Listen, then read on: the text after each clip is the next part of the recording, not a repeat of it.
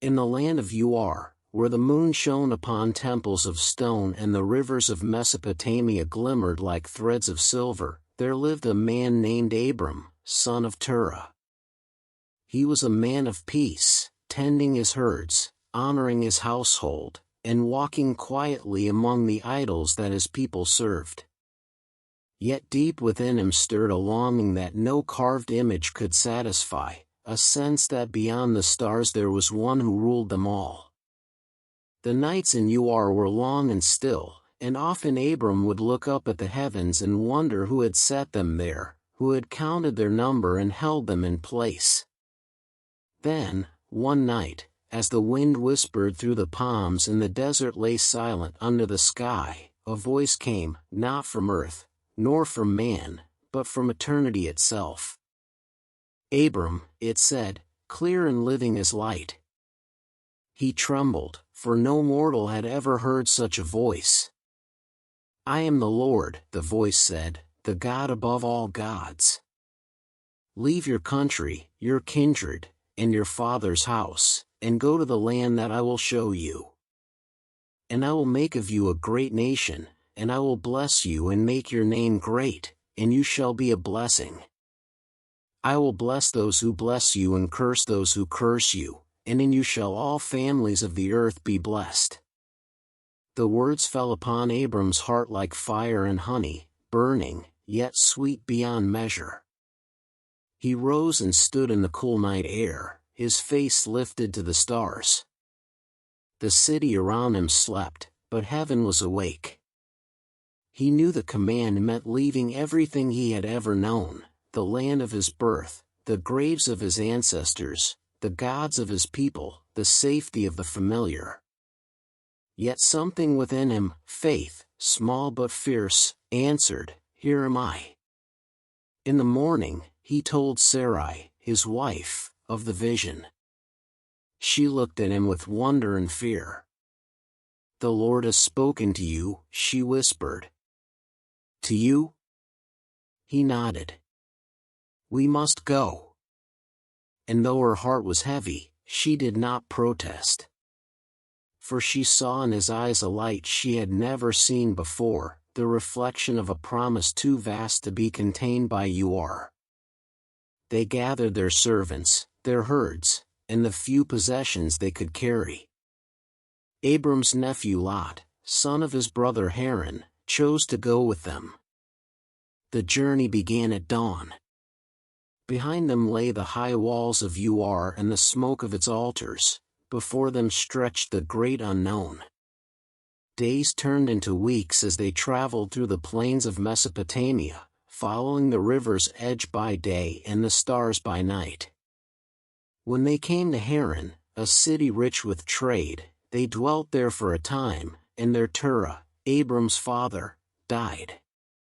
Yet the voice still called, "Go to the land that I will show you." Abram's heart could not rest. So at 75 years of age, Abram departed from Haran as the Lord had spoken. The caravan moved southward toward the land of Canaan, through hills and valleys and the wide open wilderness where the wind carried whispers of eternity. Each step was a step of faith, each mile a thread in the tapestry of promise. When they came into Canaan, the Lord appeared to Abram again and said, "Unto your seed will I give this land." Abram built there an altar to the Lord who had appeared to him. He moved on to the mountain east of Bethel and pitched his tent, with Bethel on the west and Ai on the east. There he built another altar and called upon the name of the Lord. His voice rose into the morning air, the first prayer to the one true God in a land filled with idols. The Canaanites looked upon him with curiosity. He was a stranger, an old man with no child, who spoke of an invisible God and a promise that reached beyond generations. But Abram's faith did not waver. Each evening he would stand before his tent and watch the sun sink beyond the hills, and in the gathering twilight he would remember the voice, the promise of a nation, the covenant of blessing.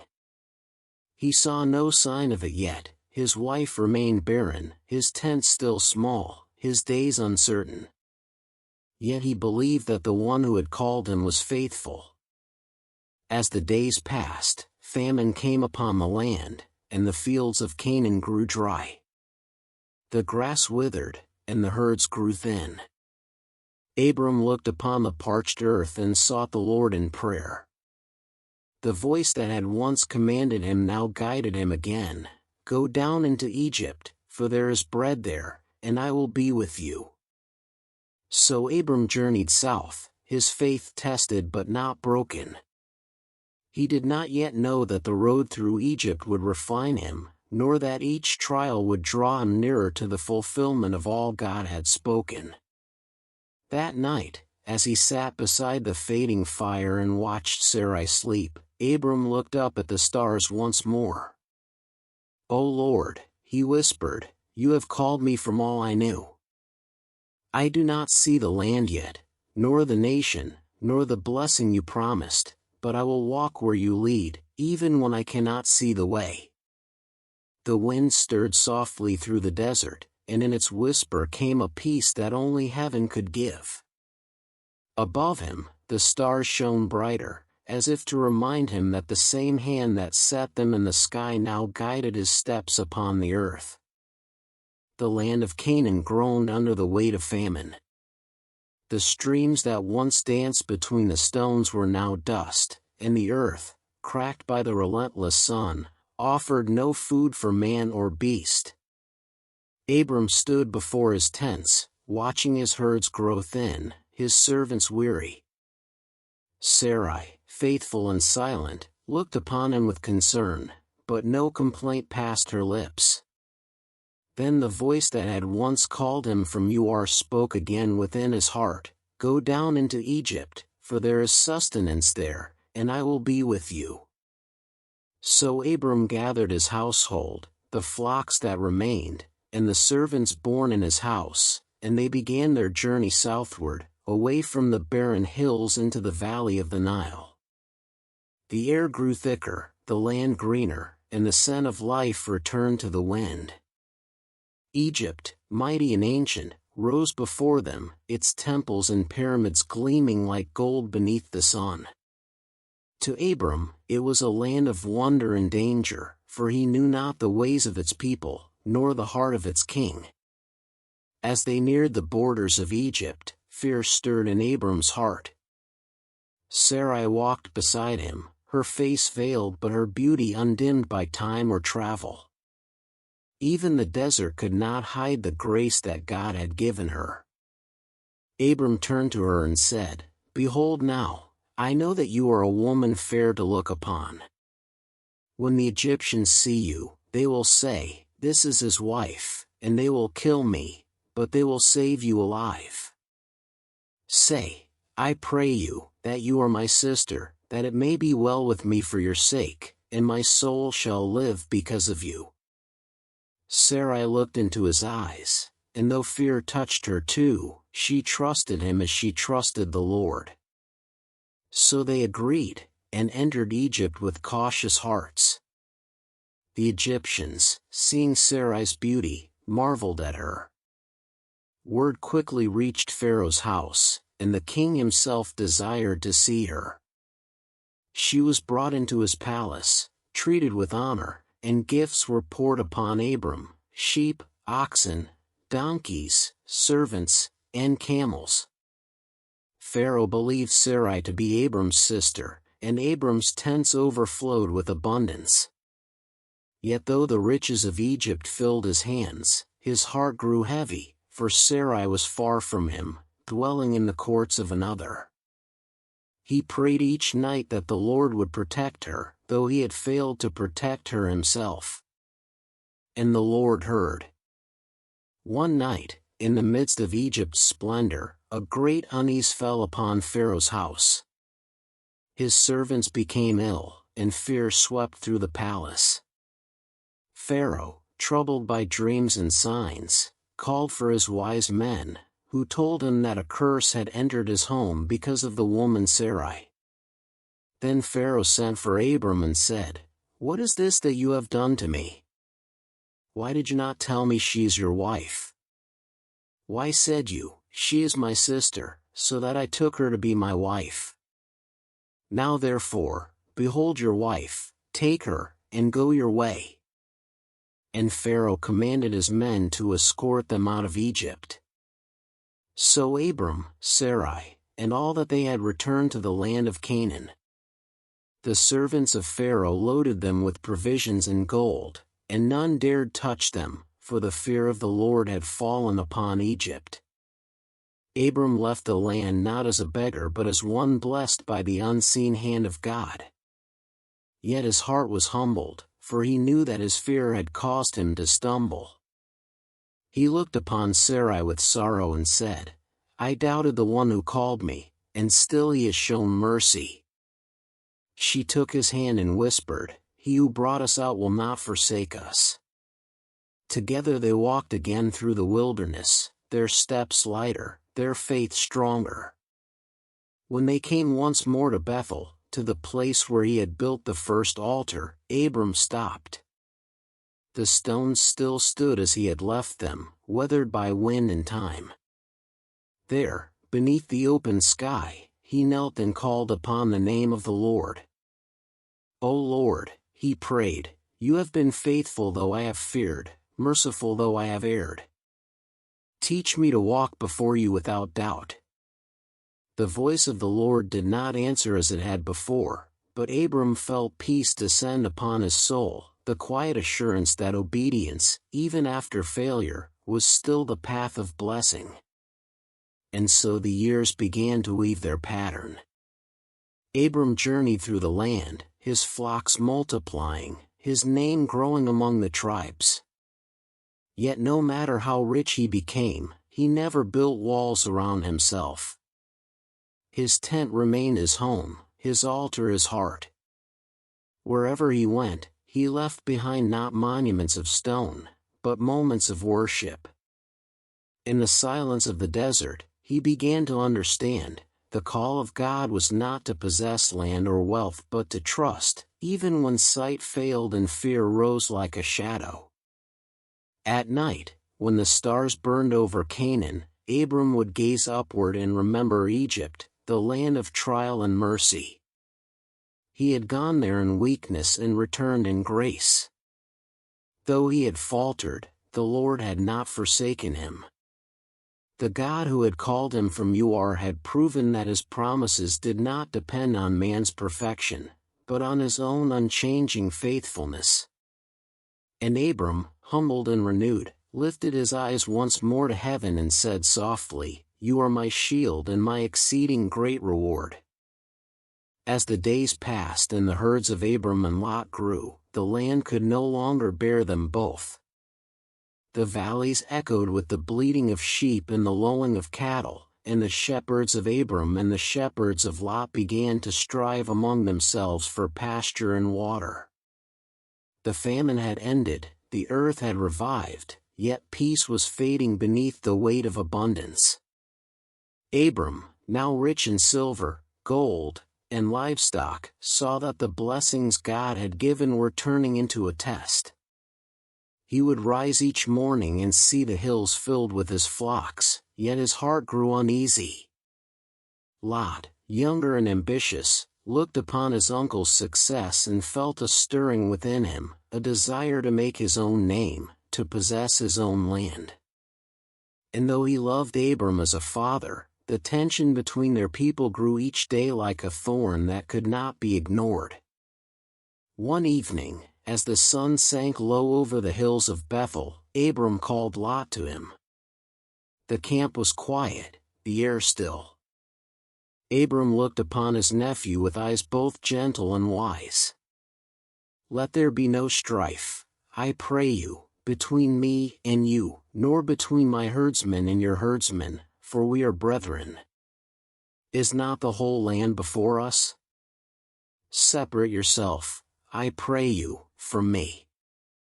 If you take the left hand, I will go to the right, if you take the right hand, I will go to the left." Lot listened, his heart torn between respect and desire. He lifted his eyes toward the east and saw the plain of Jordan, that it was well watered everywhere, like the garden of the Lord, like the land of Egypt. The rivers glistened in the fading light, and the cities of Sodom and Gomorrah shone in the distance like jewels upon the plain. The beauty of it captivated him, though he did not see the shadows that lingered over those cities. And Lot chose for himself all the plain of Jordan. He journeyed east, and they separated, Abram dwelling in the land of Canaan, and Lot pitching his tents toward Sodom. That night, Abram stood upon the hill where his altar lay and watched the dust of Lot's caravan drift into the horizon. A quiet sadness filled him, yet no anger touched his heart. He had loved Lot as a son and now saw him go his own way, driven by the lure of promise that was not divine.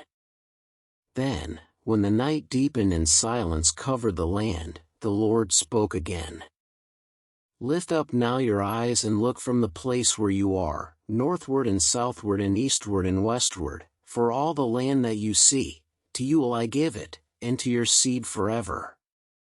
And I will make your seed as the dust of the earth, so that if a man can number the dust of the earth, then shall your seed also be numbered. Arise, walk through the land in the length of it and in the breadth of it, for I will give it unto you. Abram fell upon his knees, tears in his eyes. Though he had lost the company of his nephew, he had gained again the voice of promise. He saw that obedience, even when it required parting from those he loved, always led him closer to God's purpose. In the days that followed, Abram moved his tents to the plain of Mamre, near Hebron, and there built another altar to the Lord. The oak trees stretched above him, their roots deep in the soil of promise, their branches reaching toward the heavens. The wind carried the scent of grass and rain, and the herds grazed peacefully once more. Abram often thought of Lot and prayed for him, for though the young man had chosen the beauty of the Jordan plain, Abram knew that beauty without righteousness was fragile as mist. He had seen the pride of Uar, the splendor of Egypt, and the vanity of men who built cities for their own glory. Now he had learned that the truest wealth was not silver or land but peace before God. Time passed, and news reached Abram from travelers who came through his camp. The cities of the plain, Sodom and Gomorrah, were growing in wickedness. Violence and arrogance filled their streets, and their rulers feared neither man nor God. Lot, it was said, had moved his tents closer to Sodom, drawn by its markets and ease. Abram's heart was troubled, yet he said nothing. He had given Lot the freedom to choose, and now only God could guide or correct him. As Abram stood one evening watching the stars, he remembered the promise spoken to him, that his seed would be as the dust of the earth, uncountable.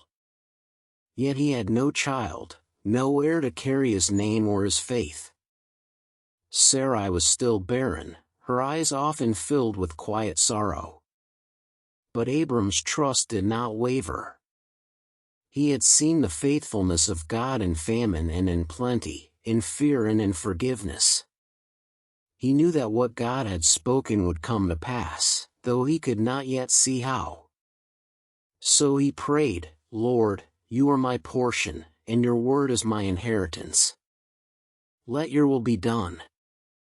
That night, as the wind moved softly through the oaks of Mamre, the stars seemed to burn brighter. Abram knew that his journey was not one of sight but of faith, and though the road ahead was unseen, the one who called him would never leave him. In the days that followed, the peace of the land was shaken by the rise of kings and the clash of kingdoms. For mighty rulers from the east, Kedorlaomer king of Elam, Amraphel king of Shinar, Arioch king of Elasa, and Tidal king of nations, came to make war against 5 kings of the plain, including the kings of Sodom and Gomorrah. For 12 years they had served Kedorlaomer, but in the 13th year they rebelled, and the armies of the east came with vengeance. They swept through the land like a storm, conquering every city in their path. They struck the Rephaim, the Zuzim, the Emim, and the Horites, leaving ruin in their wake until they came to the valley of Siddim, where the Dead Sea lay shimmering like molten glass. There the kings of Sodom, Gomorrah, Admah, Zeboim, and Bela gathered their forces to fight. But the valley was filled with tar pits, and when the battle turned against them, many fled and fell into the pits. The rest scattered into the mountains, and the victors took all the goods of Sodom and Gomorrah, all their food, and departed. Among the captives taken was Lot, Abram's nephew, who dwelt near Sodom. His tents were plundered, his household carried away, and he was bound in chains with the others, led off toward the east like a lamb to the slaughter. But there was one who escaped, a servant of Lot, who fled through the wilderness until he came to Abram the Hebrew, dwelling by the oaks of Mamre. Breathless and covered in dust, he fell before Abram and told him all that had happened, the defeat, the plunder, the captivity of Lot. Abram's eyes darkened, not with anger but with resolve. Though Lot had chosen his own path, Abram still saw in him the bond of kinship and love. He turned to his allies, Aner, Eshcol, and Mamre, men of valor who were confederate with him, and said, "Arm the servants born in my house, those trained for battle. We will go and bring back my brother." 318 men gathered that night, simple shepherds turned warriors, and under the light of the moon they set out in pursuit. They followed the trail northward until they reached Dan, where the dust of the invaders still hung in the air. Abram divided his forces by night, surrounding the camp of the kings. The air was thick with the smell of smoke and iron, the sound of sleeping soldiers unaware of the judgment about to fall upon them. Then Abram raised his hand, and his men moved as one. They fell upon the enemy like fire in dry grass. Confusion filled the camp, and the kings fled, their armies scattered in the darkness. Abram pursued them as far as Hobah, north of Damascus, striking them until their power was broken. When the dawn rose, the field was silent except for the cries of the captives freed from their chains. Lot stood among them, dazed and trembling, as Abram came to him. He fell to his knees and wept. "Uncle," he said, "you came for me?" Abram lifted him up. "You are my brother," he said simply. The spoils of war lay before them, gold, silver, livestock, and people, but Abram's heart was not on riches. He gathered what had been taken, led the captives home, and returned south through the valley of Shave, the king's valley. As he approached Salem, a man came out to meet him, Melchizedek, king of Salem and priest of the Most High God. He brought bread and wine and blessed Abram, saying, "Blessed be Abram of the Most High God, possessor of heaven and earth. And blessed be the Most High God, who has delivered your enemies into your hand." Abram bowed his head in reverence, recognizing in this man a servant of the same God who had called him. From the spoils of victory, he gave Melchizedek a tenth of all. Then came the king of Sodom, proud and grateful yet worldly of heart. He said to Abram, "Give me the people, and take the goods to yourself." But Abram answered, "I have lifted up my hand to the Lord, the Most High God, possessor of heaven and earth, that I will not take from a thread even to a shoelace, nor anything that is yours, lest you should say, 'I have made Abram rich.' Only what the young men have eaten and the share for Aner, Eshcol, and Mamre, let them take their portion." The king was silent, for he saw in Abram a power greater than kings, a man who needed nothing the world could offer. That night, as the camp rested under the stars, Abram walked alone beyond the tents.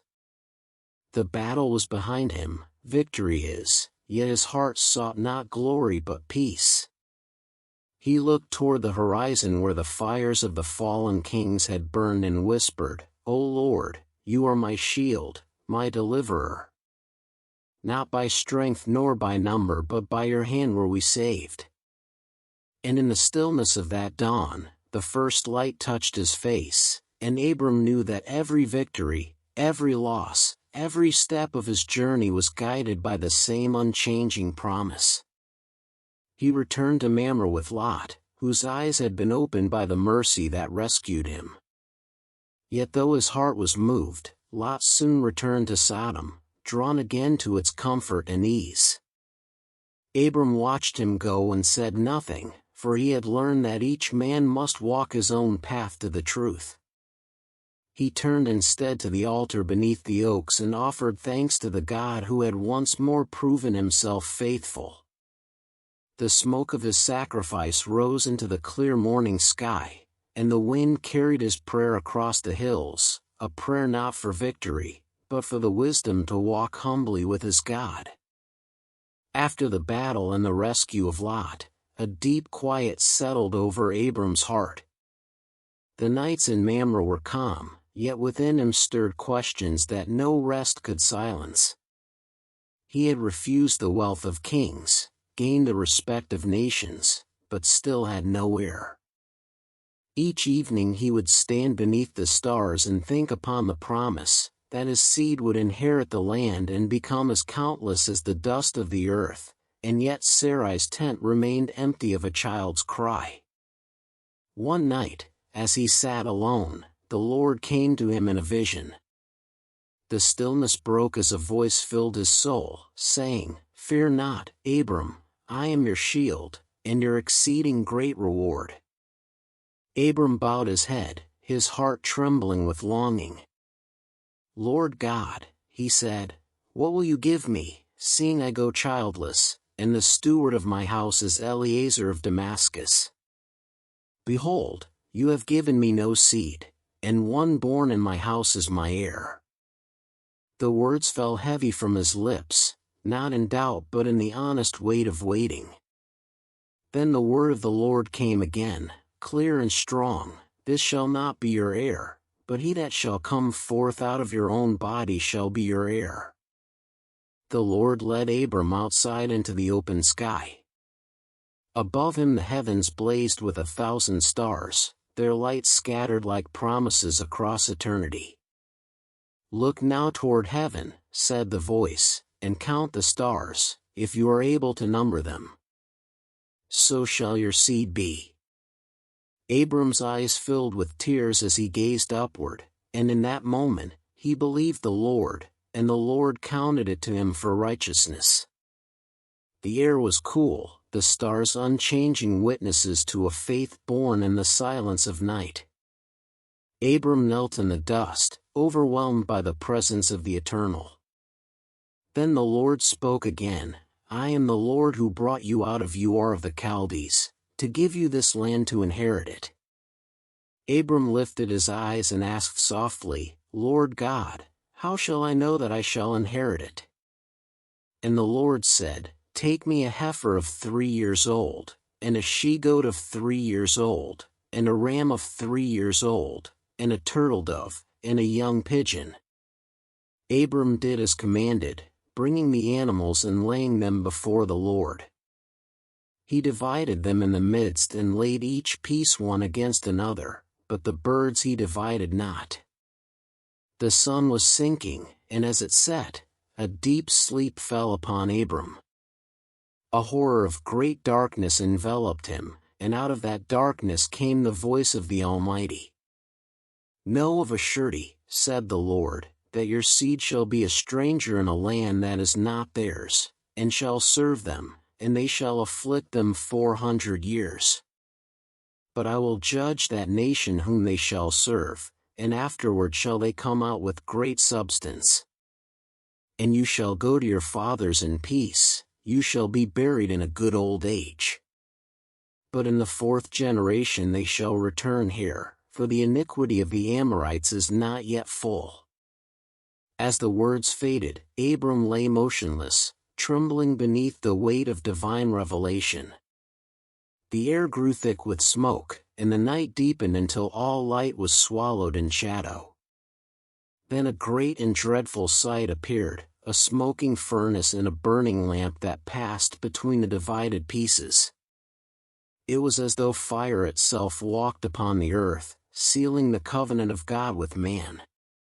On that day, the Lord made a covenant with Abram, saying, "Unto your seed have I given this land, from the river of Egypt unto the great river, the river Euphrates, the Kenite, the Kenizzites, the Cadmonites, the Hittites, the Perizzites, the Rephaim, the Amorites, the Canaanites, the Girgashites, and the Jebusites."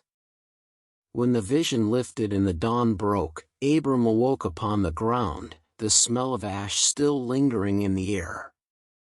The stars had faded into the light of morning, but the promise they symbolized burned brighter than ever in his heart. He rose, his spirit both humbled and strengthened. Around him, the land stretched in every direction, barren hills, quiet valleys, and distant horizons, and yet to him it was holy, for the Lord had spoken over it. He looked upon the earth and knew that though the fulfillment lay far beyond his years, God's word was sure, his covenant eternal. Abram built an altar upon that place and offered thanksgiving. His voice rose with the smoke, not demanding, not questioning, but praising. "O Lord," he said, "you are faithful and true. You have bound yourself to me, and I will walk before you all my days. My life is dust, but your word endures forever." The wind moved gently through the grass, carrying the scent of sacrifice and the echo of faith. Abram watched the horizon, knowing that though his journey was not yet done, the God who had called him had now bound himself to him with an everlasting oath.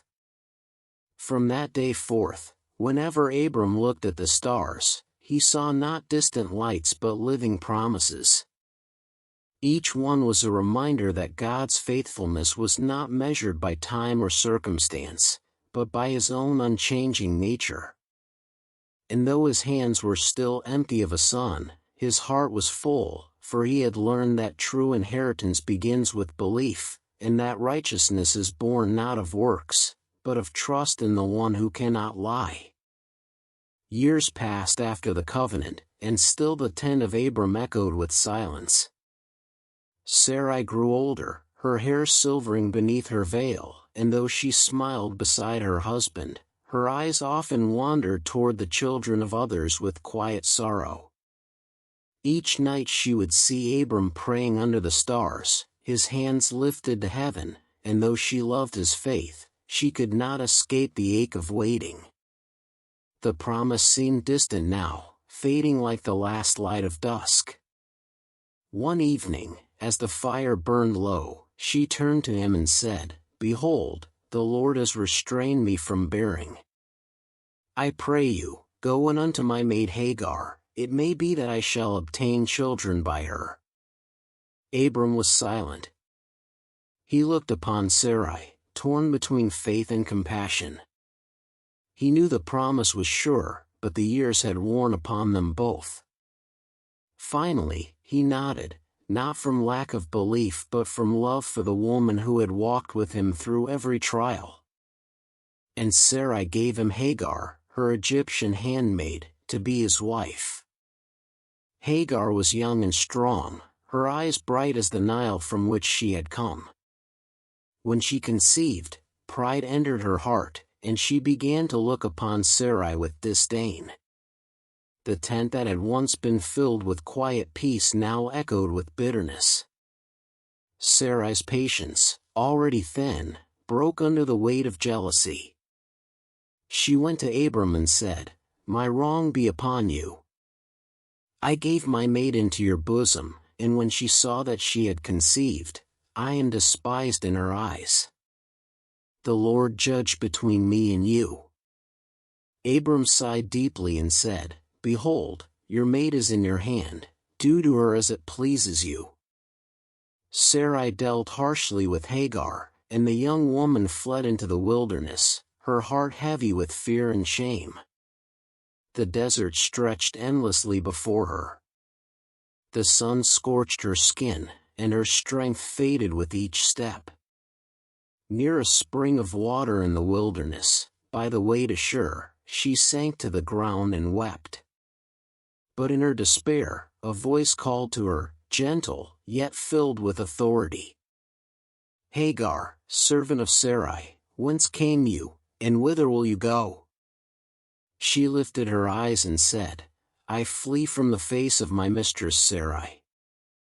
The angel of the Lord said to her, "Return to your mistress and submit yourself under her hands.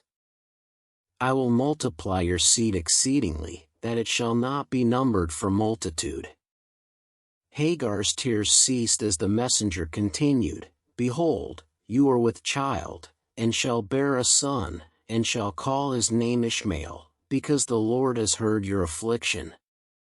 He shall be a wild man, his hand will be against every man, and every man's hand against him, and he shall dwell in the presence of all his brethren." Trembling, Hagar bowed her face to the earth and said, "You are the God who sees me," for she said, "Have I also here looked upon him who sees me?" And the well was named Bir-lahai-roi, which means the well of the living one who sees me. Strengthened by the word of God, Hagar returned to Abram's camp. Her steps were steady, her heart at peace. When Abram saw her coming, he marveled, for she glowed with the calm of one who had been touched by the divine. She bore a son, and Abram called his name Ishmael, as the Lord had commanded. Abram was 86 years old when Hagar bore Ishmael. The boy grew strong and wild, his eyes sharp, his spirit restless. Abram loved him deeply, for he was his son, flesh of his flesh, and yet in quiet moments, Abram would look upon him and feel the whisper of uncertainty. Was this the child of promise, or only the child of man's impatience? Years flowed like a river through the sands of Canaan. Hagar's tent stood near the edge of Abram's camp, and Sarai's heart still carried the wound of her choice. She had gained a son, yet lost her peace. Often she would watch Ishmael running through the fields, laughing, and though she loved him in her way, her soul could not rest. She saw in him both the fulfillment of her desire and the consequence of her doubt. Yet God was silent, allowing the lesson to deepen like roots beneath the soil. Abram continued to build his altars, to walk before the Lord, and to wait. He often stood at night beneath the stars, watching Ishmael sleep beside Hagar's tent. The boy's laughter had brought light into his old age, yet Abram felt that something was missing, the peace that comes when a promise is fully realized. One night, as the moon cast silver upon the plain, he whispered, "Lord, I have a son. You have given me this child. Is this the heir you promised?" The wind answered softly through the trees, but no voice came. Abram bowed his head and said, "Your will be done." He did not know that another promise was yet to come, one that would shake the heavens and forever change his name. In the stillness of that season, the God who sees was watching all things unfold. He had heard the cry of Hagar, seen the tears of Sarai, and known the heart of Abram. And though their choices had brought pain, his plan remained unbroken. For the promise of God is not hindered by human weakness, nor delayed by fear. It moves through time with purpose, waiting for the moment when faith and grace meet again. And as the stars burned above the tents of Mamre, heaven itself prepared to speak once more to the man who believed against hope. 13 years passed since the birth of Ishmael, and Abram was 99 years old when once again the voice of the Almighty broke through the silence of his tent. The night was deep, the stars glimmering like countless eyes above the wilderness, when suddenly the presence of God surrounded him like fire and wind. Abram fell upon his face, trembling as the Lord spoke, "I am the Almighty God, walk before me and be blameless, and I will make my covenant between me and you, and will multiply you exceedingly." Abram's heart beat fast within him. Though the years had carved lines upon his face, the promise had never left his soul. And now the same God who had called him from Ur, who had led him through famine, battle, and doubt, stood before him again. Abram bowed low and said nothing, for his words were too small for the greatness of the moment. Then the Lord said, "Behold, my covenant is with you, and you shall be a father of many nations. Neither shall your name any more be called Abram, but your name shall be Abraham, for a father of many nations have I made you. And I will make you exceedingly fruitful, I will make nations of you, and kings shall come from you. And I will establish my covenant between me and you and your seed after you, in their generations, for an everlasting covenant, to be a God unto you, and to your seed after you." The air trembled with divine power, and Abraham lifted his face to the heavens, tears shining in his eyes. His name, the name he had carried all his life, had been transformed.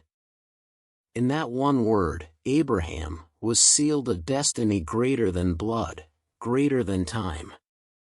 God continued, "I will give unto you, and to your seed after you, the land wherein you are a stranger, all the land of Canaan, for an everlasting possession, and I will be their God."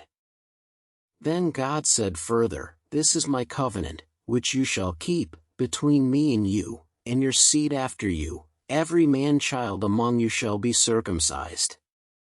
You shall circumcise the flesh of your foreskin, and it shall be a token of the covenant between me and you." Abraham bowed low to the ground. The command was clear, a mark of faith, a sign that his people would forever be set apart. He knew that this covenant was not only with flesh but with heart, a call to live holy before the Lord. Then the Lord said, "As for Sarai your wife, you shall not call her name Sarai, but Sarah shall her name be. And I will bless her, and give you a son also of her, yes, I will bless her, and she shall be a mother of nations, kings of people shall be of her." Abraham fell upon his face and laughed, not in scorn but in wonder, saying in his heart, "Shall a child be born to him that is 100 years old? And shall Sarah, that is 90 years old, bear?" Then he lifted his eyes and said, "Oh, that Ishmael might live before you." But God said, "Sarah your wife shall bear you a son indeed, and you shall call his name Isaac, and I will establish my covenant with him for an everlasting covenant, and with his seed after him. And as for Ishmael, I have heard you, behold, I have blessed him, and will make him fruitful, and will multiply him exceedingly, 12 princes shall he beget, and I will make him a great nation. But my covenant will I establish with Isaac, which Sarah shall bear unto you at this set time and the next year." When the vision faded, Abraham lay upon the ground, overwhelmed. The night was still, and yet his heart thundered with life. God had not forgotten, his promise was alive, renewed with power and mercy. In the morning, Abraham rose early and obeyed the word of the Lord. He called together his household, Ishmael, the servants, all who were born in his tents, and performed the covenant of circumcision that very day. Though the command was hard, there was no hesitation, for Abraham knew that obedience was the language of faith. The sun rose high, and though pain touched the camp, a holy peace rested upon it. As the days passed, Abraham walked through his camp with a new name and a new spirit. The men bowed before him not as a chieftain but as one marked by the divine. Sarah, too, carried herself differently, for though her body was old, her soul felt the stirring of promise. Sometimes she would look toward the horizon, her heart wrestling between belief and impossibility, and she would whisper to herself, "Can such a thing be?" But when she saw Abraham, radiant with faith and joy, her doubts softened like snow before the sun. One night, Abraham stood outside his tent, gazing upon the stars that had once symbolized his hope. Now they seemed to shine brighter, as if celebrating what God had begun. He thought of Ishmael, strong and wild, of Sarah, growing in faith, and of the son yet unborn who would carry the covenant into generations unseen. "O Lord," he whispered, "you are faithful beyond measure. Your promise endures beyond time. I am old, yet you have given me a name and a purpose that will never fade. Let it be unto me as you have spoken." And the night answered with silence, the kind of silence that is not empty but full, the silence of heaven when God has already said all that needs to be said. From that day forward, the camp of Abraham was no longer a wandering tribe but a chosen nation and seed. The mark of the covenant bound them to the God of creation, and the future of the world lay hidden in the womb of an aged woman and the faith of an old man who believed. The day was hot, the sun burning over the hills of Mamre, and the air shimmered like glass. Abraham sat in the door of his tent, seeking shade beneath the great oaks where he had built his altar. His eyes, though aged, were sharp, and his heart remained ever watchful for the voice that had once spoken from the heavens. As he lifted his gaze, he saw 3 men standing not far off, their forms bright against the glare of the wilderness. Without hesitation, Abraham rose and ran to meet them, bowing himself to the ground in reverence. "My Lord," he said, for in one of them he felt the weight of divine presence, "if now I have found favor in your sight, pass not away, I pray you, from your servant. Let a little water, I beg you, be fetched, and wash your feet, and rest yourselves under the tree. I will fetch a morsel of bread and comfort your hearts, after that you shall pass on, for this is why you have come to your servant." The men nodded, and the one who seemed as light itself said, "Do as you have said." Abraham hastened into the tent and called, "Sarah, make ready quickly 3 measures of fine meal, knead it, and make cakes upon the hearth." His voice trembled with joy and awe. Then he ran to the herd, chose a tender calf, and gave it to a young man who dressed it swiftly. Butter, milk, and the roasted meat were set upon a low table beneath the tree. Abraham stood beside them as they ate, not daring to sit, his heart pounding with the sense that heaven itself had come to dwell at his door. When they had eaten, one of the men looked up and said, "Where is Sarah your wife?" Abraham answered, "Behold, she is in the tent." Then the Lord said, "I will certainly return unto you according to the time of life, and, lo, Sarah your wife shall have a son." Sarah, listening at the tent door behind him, heard these words and laughed within herself, saying, "After I am old, shall I have pleasure, my Lord being old also?" The Lord said unto Abraham, "Why did Sarah laugh, saying, Shall I surely bear a child, which am old? Is anything too hard for the Lord? At the time appointed, I will return unto you, and Sarah shall have a son." Sarah, fearful, denied it, saying, "I did not laugh." But he said, "No, but you did laugh." The words struck her heart, and she turned away, trembling, not from guilt, but from the dawning realization that she had just spoken with the Almighty. Inside the tent, her laughter of doubt slowly turned into tears of hope. The meal ended, and the men rose to continue their journey. Abraham walked with them a little way, as was the custom of hospitality, but his spirit sensed something more. The one who was the Lord paused and looked toward the south, where the plain of Jordan stretched beneath the haze of the afternoon. "Shall I hide from Abraham what I am about to do?" he said, "seeing that Abraham shall surely become a great and mighty nation, and all the nations of the earth shall be blessed in him?" The other two men turned their faces toward Sodom, but the Lord remained with Abraham. "Because the cry of Sodom and Gomorrah is great," he said, "and because their sin is very grievous, I will go down now and see whether they have done altogether according to the cry of it which has come unto me, and if not, I will know." Abraham stood before the Lord, his heart heavy with compassion, for he knew that Lot dwelt in that plain. Then he drew near and said, "Will you also destroy the righteous with the wicked?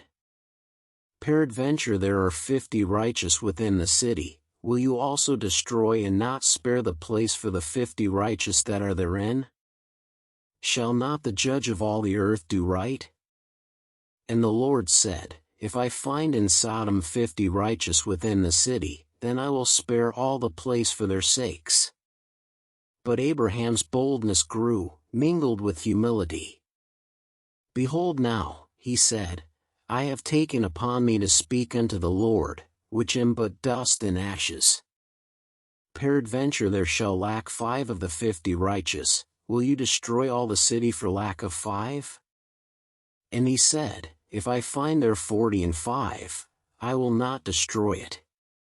Again and again Abraham spoke, lowering the number, 40, 30, 20, until at last he said, "O let not the Lord be angry, and I will speak yet but this once, peradventure 10 shall be found there."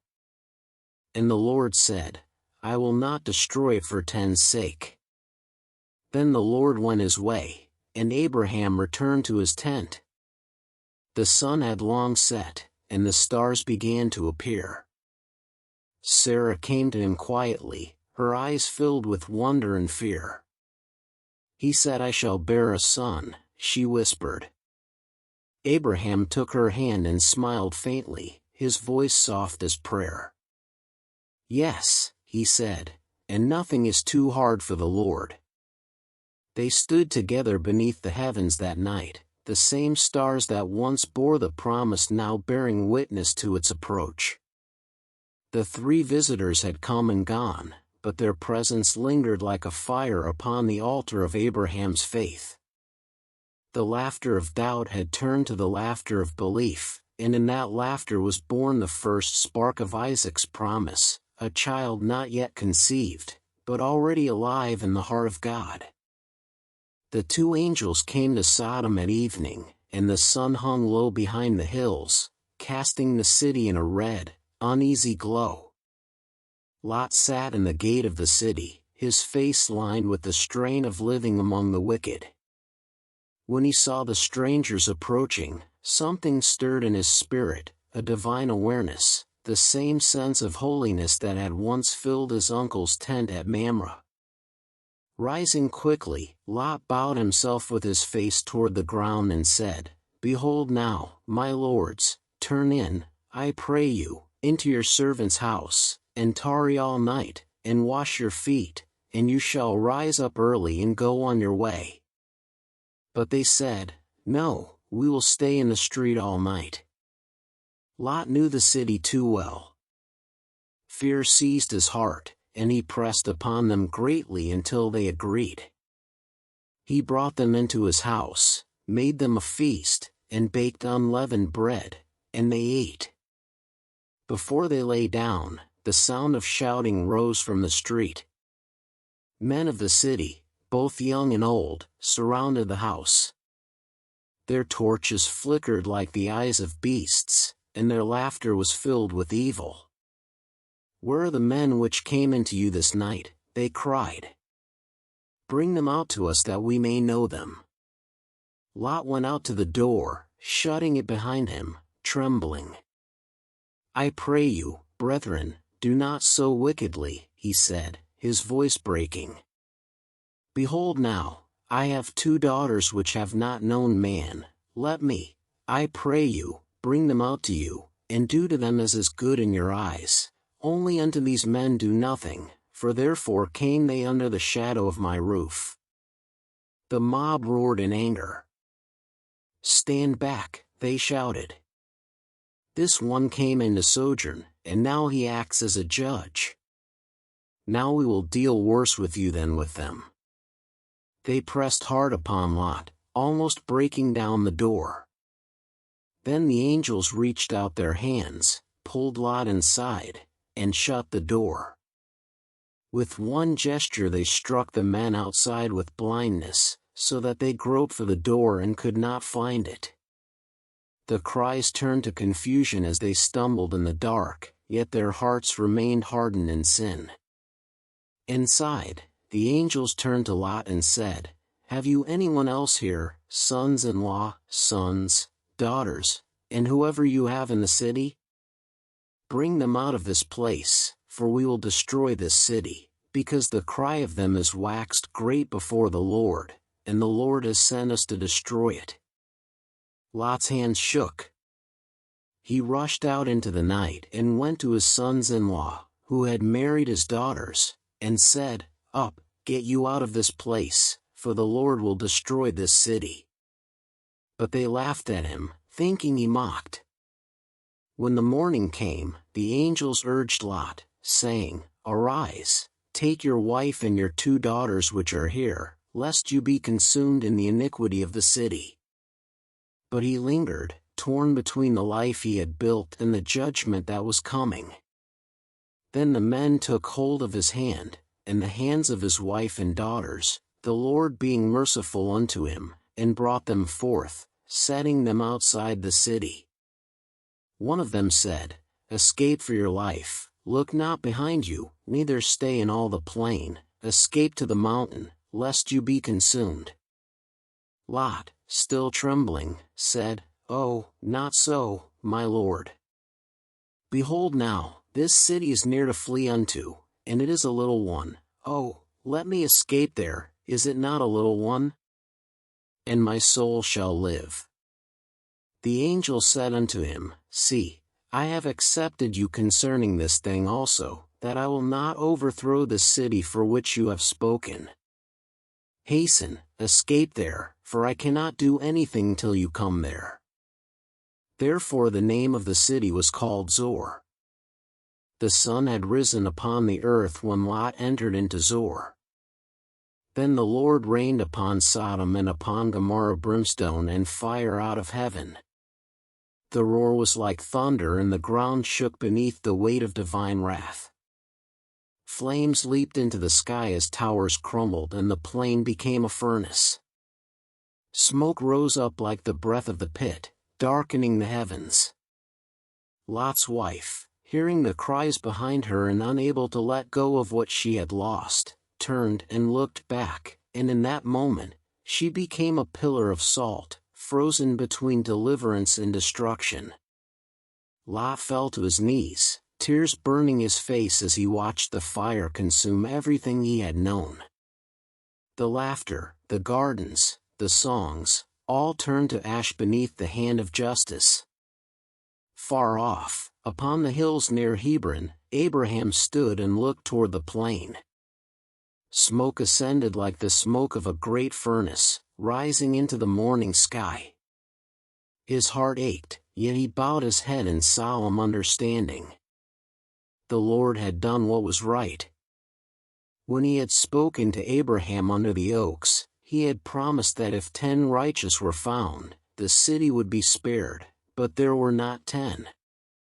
Still, God had remembered Abraham and had brought Lot out of the midst of the overthrow. Lot later departed from Zor and dwelt in a cave with his 2 daughters, afraid to remain among men. The cities of the plain were gone, the once fertile valley now a barren wasteland. Yet from those ashes, the lessons of judgment and mercy burn forever in memory. The fire that fell from heaven was not only destruction but a warning that pride, cruelty, and rebellion against the Creator lead only to ruin. And though Sodom's cries were silenced, the mercy of God still echoed in the mountains, where one family lived because of faith and intercession. Abraham's prayer had not saved the city, but it had saved a soul, and that mercy would one day bloom again through the lineage of faith, until the promised seed came, in whom all nations of the earth would find grace. The days of waiting were long, but the promise of God does not fade with time.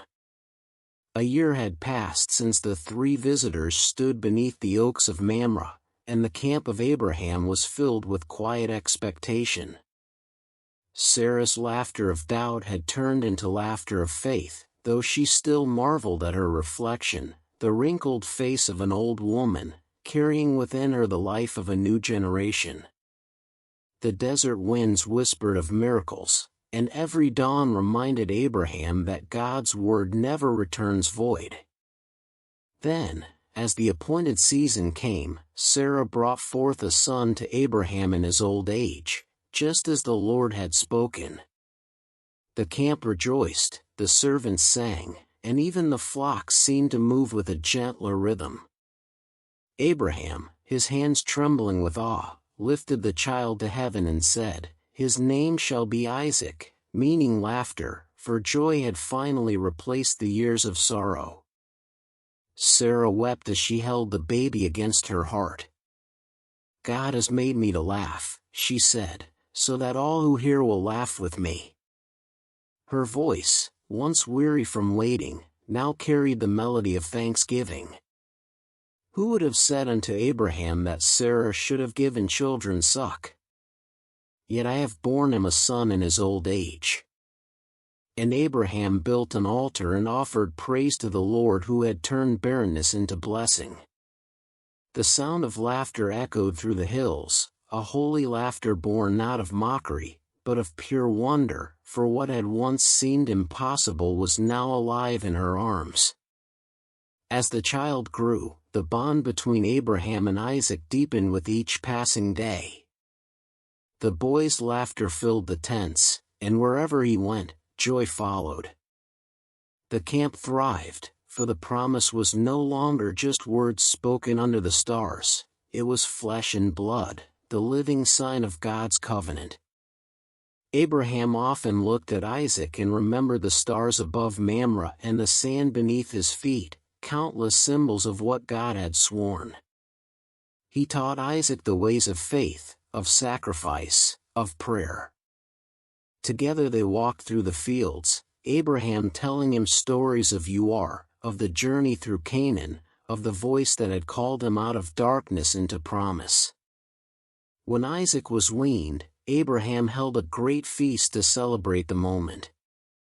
The camp gathered, shepherds, servants, wanderers, all part of the growing household of faith. Music and laughter filled the air. But in the shadows, Hagar watched with sorrow, and Ishmael, now a youth, stood apart, his heart heavy. Jealousy stirred within him, and he mocked Isaac, the child of promise. Sarah saw it and her joy turned to anger.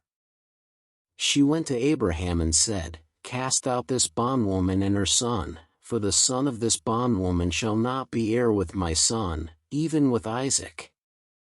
Abraham's heart broke, for he loved Ishmael deeply. He turned his face away, torn between love and obedience. That night, as the camp slept, the Lord spoke to Abraham, "Let it not be grievous in your sight because of the lad and because of your bondwoman. In all that Sarah has said unto you, listen unto her voice, for in Isaac shall your seed be called. And also of the son of the bondwoman will I make a nation, because he is your seed." At dawn, Abraham rose early, took bread and a bottle of water, and gave it to Hagar, placing it on her shoulder, along with the boy. His eyes were full of tears as he watched them walk into the wilderness of Beersheba until they were no more than shadows on the horizon. When the water was spent, Hagar placed Ishmael under a shrub and sat down a little way off, for she said, "Let me not see the death of the child." She lifted up her voice and wept. But God heard the cry of the boy, and the angel of the Lord called to Hagar out of heaven, saying, "What ails you, Hagar? Fear not, for God has heard the voice of the lad where he is. Arise, lift up the lad, and hold him in your hand, for I will make him a great nation." Then God opened her eyes, and she saw a well of water. She filled the bottle and gave the boy drink. Ishmael grew and dwelt in the wilderness, becoming an archer, and God was with him. Meanwhile, Abraham and Sarah lived in peace beneath the oaks of Mamre, their faith rewarded and their joy complete. Isaac's laughter filled every corner of their days. Yet Abraham knew deep within his heart that God was not finished with him. The promise had been fulfilled in part, but the covenant stretched far beyond what eyes could see. He often gazed at his son and whispered prayers of gratitude, mingled with awe and humility. "Lord," he would say, "you are faithful beyond measure. My days are few, but your word endures forever." Sarah's heart, once barren and broken, now bloomed with thanksgiving. Every night, before sleep, she would place her hand upon Isaac's head and bless him, whispering, "You are laughter born of faith. Never forget the God who made the impossible possible."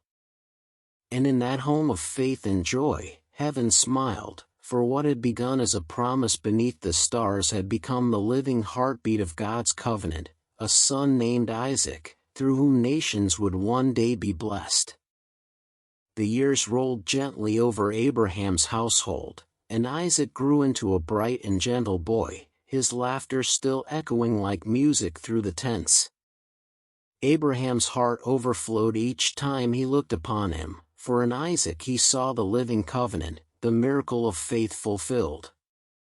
But one quiet morning, as the hills of Moriah glowed beneath the sunrise, the voice of the Almighty came again, clear, steady, and filled with holy weight. "Abraham." And he said, "Here am I." Then the Lord said, "Take now your son, your only son Isaac, whom you love, and go into the land of Moriah, and offer him there for a burnt offering upon one of the mountains which I will tell you of."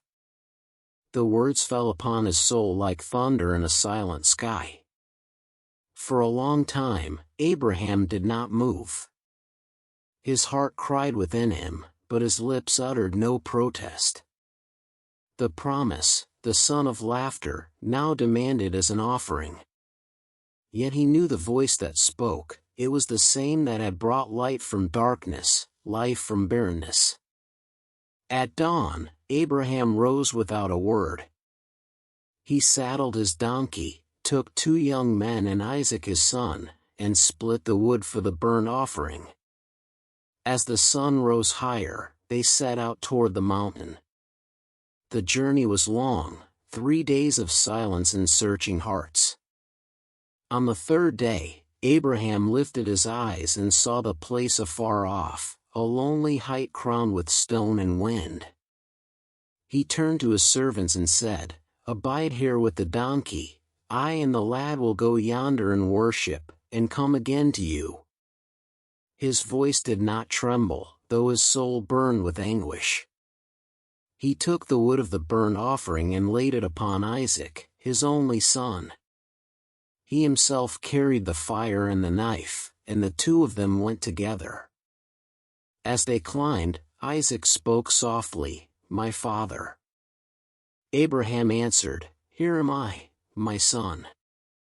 Isaac looked at the bundle of wood and then into his father's eyes.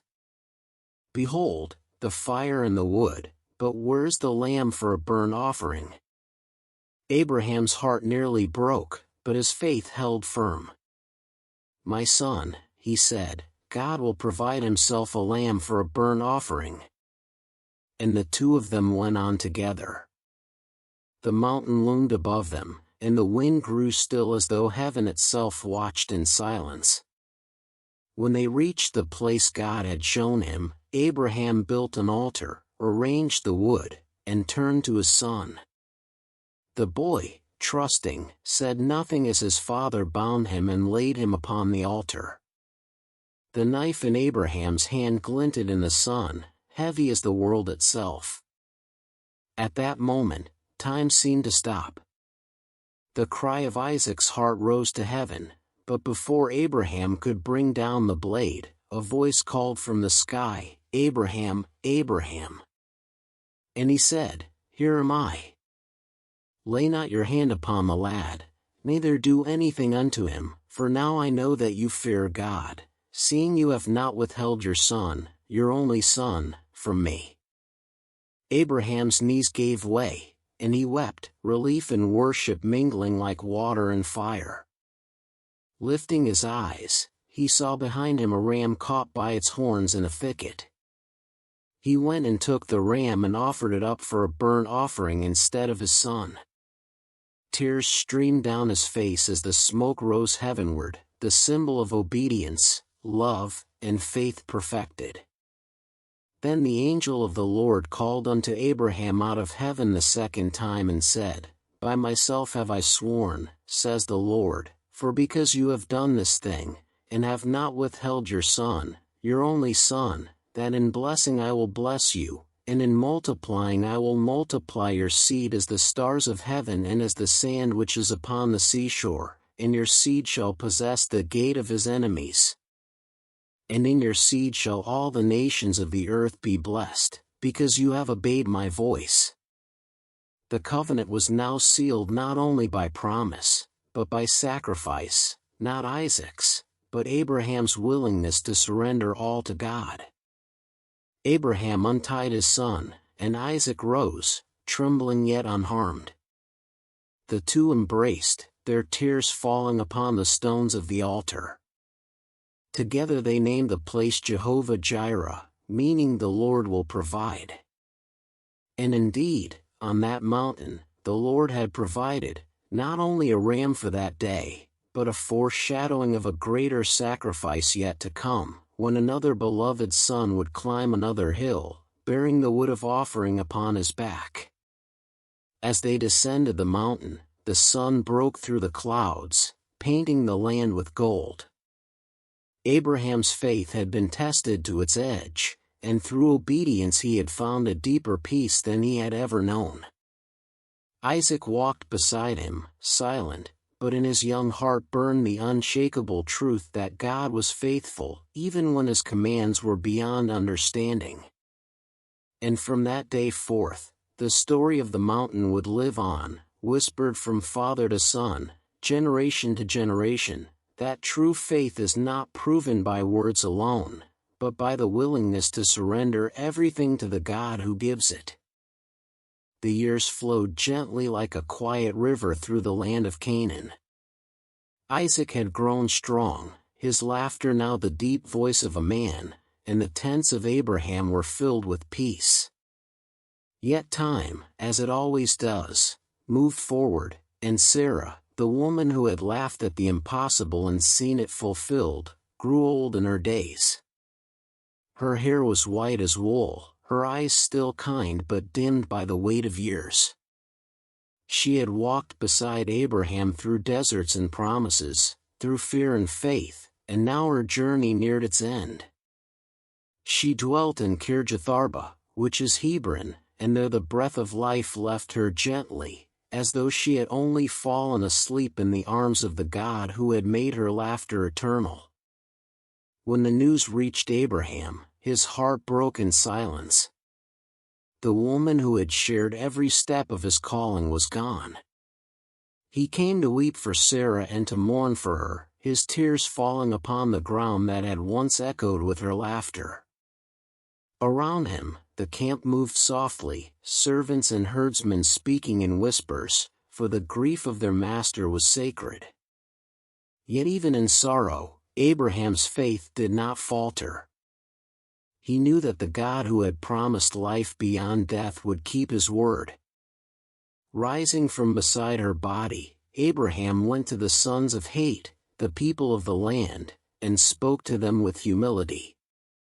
"I am a stranger and a sojourner among you," he said. "Give me a possession of a burying place with you, that I may bury my dead out of my sight." The sons of Het bowed before him, for they respected the man whom they called a prince of God among us. They said, "Bury your dead in the choicest of our sepulchres, none of us shall withhold his tomb from you." But Abraham, desiring to act with honor, would not take what was not his. He asked to purchase the cave of Machpelah, which belonged to Ephron the Hittite, at the edge of his field. Ephron, seated among the elders at the gate, said, "Nay, my lord, hear me, the field give I you, and the cave that is therein, I give it to you in the presence of the sons of my people, bury your dead."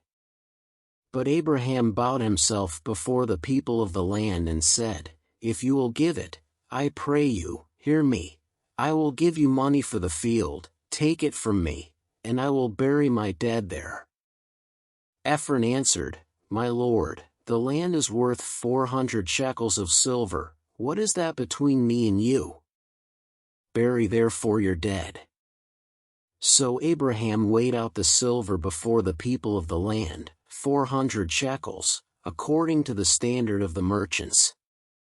The field of Machpelah was thus made sure to Abraham as a possession. Then Abraham went to the cave and there laid Sarah to rest.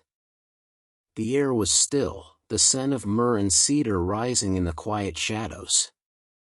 He placed her body gently upon the stone, his hand trembling as he brushed the hair from her face one last time. "You were laughter in my old age," he whispered. "You were my strength in the journey, the promise beside the promise. Sleep now in peace until we meet again beyond this life." His voice broke, but no despair touched it, only love, only faith. He sealed the cave and sat outside upon the earth until the stars came out. Each one above him reminded him of the covenant, of the countless generations that would spring from their union. Though Sarah's body lay still, her spirit lived in every promise God had made. That night, Abraham lifted his eyes to heaven and said, "O Lord, you have been faithful from the beginning. You gave her to me, and now you have taken her home. Blessed be your name forever." The wind moved softly through the trees, like the whisper of her laughter carried once more across the years. From that day forward, the cave of Machpelah became the resting place of faith, not a tomb of despair, but a testimony that the promises of God reach beyond the grave. For Abraham believed that even in death, the covenant endured, and that one day the one who gives life would raise his beloved again. And though his heart was heavy, peace dwelt within him, for he knew that love born in faith is never lost, only carried from earth to eternity. Abraham was old, well advanced in years, and the blessings of God surrounded him like a mantle. His flocks filled the valleys, his tents stretched across the plains, and his heart, though still mourning Sarah, was at peace. Yet one thought weighed upon him: Isaac, his beloved son, the child of promise, had no wife. The covenant must continue, and the promise must live through generations yet unborn. One evening, as the golden light faded from the hills of Hebron, Abraham called his eldest servant, the steward of his house, the man who ruled over all he had. "Put your hand under my thigh," Abraham said, "and I will make you swear by the Lord, the God of heaven and earth, that you will not take a wife for my son from the daughters of the Canaanites among whom I dwell, but you shall go unto my country and to my kindred, and take a wife for my son Isaac." The servant bowed and said, "Peradventure the woman will not be willing to follow me unto this land." Must I bring your son again unto the land from where you came?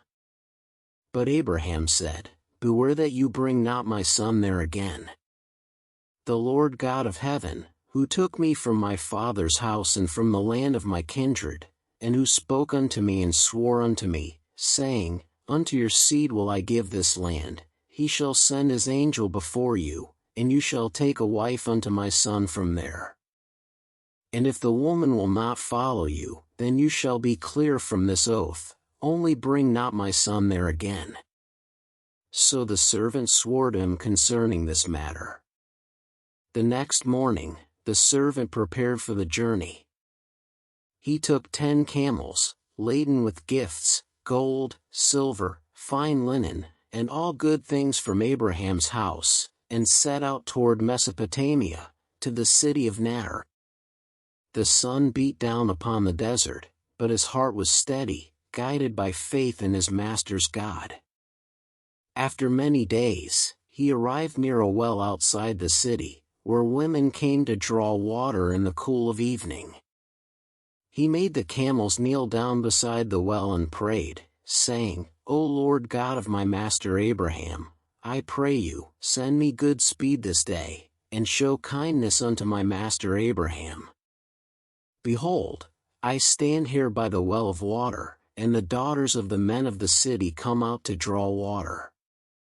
Let it come to pass that the damsel to whom I shall say, Let down your pitcher, I pray you, that I may drink, and she shall say, Drink, and I will give your camels drink also, let the same be she that you have appointed for your servant Isaac.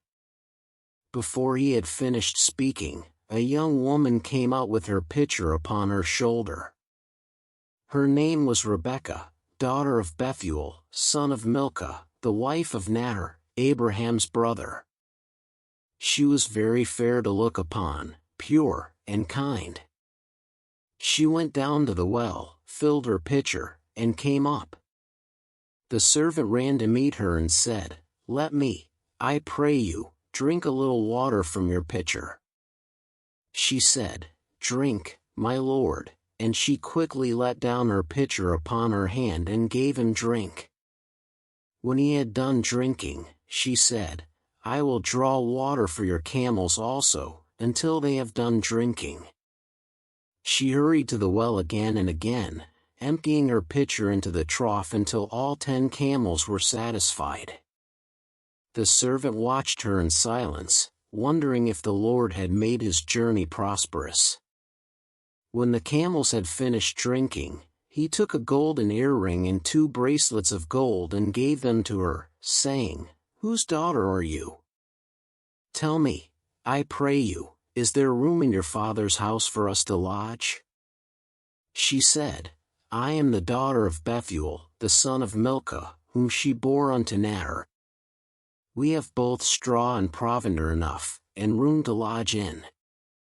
The man bowed his head and worshipped the Lord, saying, Blessed be the Lord God of my master Abraham, who has not left destitute my master of his mercy and his truth. Being in the way, the Lord led me to the house of my master's brethren. Rebekah ran and told her mother's house these things, and her brother Laban came out to meet the man. When he saw the earrings and bracelets upon his sister's hands, and heard her words, he said, Come in, blessed of the Lord, why stand you outside? For I have prepared the house and room for the camels. The servant entered, and they set food before him, but he said, I will not eat until I have told my errand. They said, Speak on. He told them everything, of Abraham's command, his prayer at the well, and how the Lord had led him straight to Rebekah. When he finished, Bethuel and Laban answered, The thing proceeds from the Lord, we cannot speak unto you bad or good. Behold, Rebekah is before you, take her and go, and let her be your master's son's wife, as the Lord has spoken. The next morning, the servant rose early and said, Send me away unto my master. But Rebekah's family said, Let the damsel abide with us a few days, at least 10. The servant answered, hinder me not, seeing the Lord has prospered my way, send me away that I may go to my master. They called Rebekah and said to her, Will you go with this man? And she said, I will go. So they blessed her and sent her away with her nurse and Abraham's servant and his men. As they journeyed, Rebekah's heart was steady though filled with wonder. She had left her home, her family, and her land, trusting the God of Abraham to guide her steps. As they approached Canaan, Isaac went out into the field to meditate at eventide. He lifted his eyes and saw the camels coming.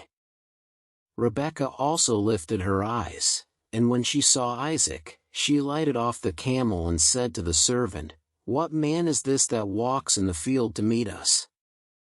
The servant said, It is my master. She took a veil and covered herself. The servant told Isaac all things that he had done. Then Isaac brought Rebekah into his mother Sarah's tent, and she became his wife, and he loved her. And Isaac was comforted after his mother's death. The years passed quietly in the land of Canaan, and Abraham grew old, full of days and peace.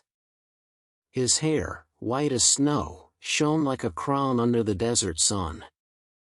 Around him, his tents were filled with the sounds of life, the laughter of Isaac and Rebekah, the lowing of cattle, the songs of shepherds tending the herds that had multiplied like the stars of the promise. The covenant had taken root, and Abraham, though frail in body, was strong in spirit. He had walked with God through valleys of fear and mountains of faith, through loss and laughter, and now he stood at the twilight of his journey, his eyes reflecting both gratitude and eternity. He had taken another wife after Sarah's death. Her name was Keturah, and she bore him sons, Zimran, Jokshan, Medan, Midian, Ishbak, and Shua. They played around his tent in his later years, bringing him the joy of life's continuation. Yet Abraham knew that Isaac was the chosen heir, the son of promise, the one through whom God's covenant would endure forever. So he gave gifts to the sons of his concubines and sent them away eastward, toward the land of the rising sun, while Isaac remained in Canaan, the heart of the promise, the soil of destiny. In the evenings, Abraham would sit outside his tent beneath the same stars that had once sealed his covenant. His voice, though aged and soft, still carried the strength of faith when he prayed. O Lord, he would whisper, You have been faithful in all things. You have given me laughter, land, and a name that will not perish. My years are many, but your mercy is endless. Let my seed walk before you in righteousness forever. The wind answered softly, as if the heavens themselves remembered every promise spoken beneath them. As his strength began to wane, Isaac often sat beside him, listening to his father's stories, of of the voice that called him out of darkness, of the covenant beneath the stars, of the test upon Mount Moriah. Each word was a treasure, each memory a stone in the foundation of faith. Abraham's eyes shone when he spoke of God's faithfulness. My son, he said one evening, his hand resting on Isaac's shoulder, remember this always, the Lord provides. When the path seems impossible, when faith feels heavy, remember the mountain. The same God who gave life to your mother's womb and spared you upon the altar will never fail his promise. Walk before him and be blameless. Isaac bowed his head and wept, for he knew his father's time was drawing near. In his final days, Abraham's heart was at rest. His tents were quiet, his household at peace. Rebekah cared for him with tender devotion, and Isaac remained close, unwilling to leave his side. Sometimes, when the evening light fell golden across the hills, Abraham would gaze toward Machpelah, where Sarah slept, and smile faintly. Soon, he would whisper, "I shall go to her." He did not fear death, for he knew it was not the end but a doorway to the one who had called him friend. One morning, as the dawn rose over Hebron, the household gathered in silence. Abraham's breath grew shallow, and his eyes looked beyond the tent, as though seeing something unseen. Isaac knelt beside him, holding his hand. "Father," he said softly. Abraham's lips moved in a final blessing. "My son, the Lord bless you and keep you, and may his promise never depart from your seed." His hand fell still, his eyes closed, and a gentle peace spread over his face. The friend of God had finished his journey. Isaac and Ishmael came together to bury their father in the cave of Machpelah, beside Sarah his wife. The two sons, divided by years and distance, were united for one holy moment by love and remembrance. As they laid him in the tomb, the air was thick with silence, not of sorrow, but of reverence. The cave that had once received Sarah now became the resting place of the patriarch, whose faith had changed the course of nations. When they left the cave, Isaac lingered for a moment, looking back. He felt the weight of the promise now resting upon him. The covenant that had begun under the stars was now his to carry. He turned his face toward the land of the south, the land his father had walked, and whispered, "I will walk before you, Lord, as my father did." The wind swept softly across the fields, carrying with it the spirit of the man who had believed against hope and had seen the impossible become reality. Abraham lived 175 years. He died, full of days, full of faith, and full of peace. And though his tent was empty, his faith lived on, in Isaac, in Rebekah, and in the generations yet to come. The covenant was alive, the promise unbroken, and the name of Abraham would echo forever as the father of all who believe. Years after Abraham's passing, Isaac dwelt in the land of Canaan, in the fields near Beer-lahai-roi, the very place where the God who sees had once comforted Hagar. The promise had not died with Abraham, it lived now in Isaac, the quiet man of prayer and peace. He tended his flocks, walked humbly before God, and loved Rebekah deeply. Yet for many years, they shared a sorrow known only to those who wait. Rebekah was barren. Each day, Isaac would lift his hands toward heaven and plead for her.